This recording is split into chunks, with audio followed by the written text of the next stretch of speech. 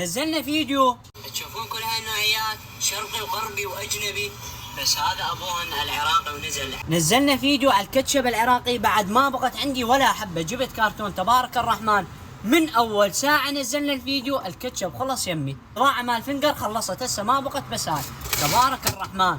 كاتشب عراقنا الحبيب، طبعا كاتشب وطني عراق الانتاج 100%. وفيت شي صراحه غانم شلون الكاتشب؟ زين شايله كثير حيو. يعني هاي الكاتشب ماكو تاكلوا هيك ايش قد ما طيب.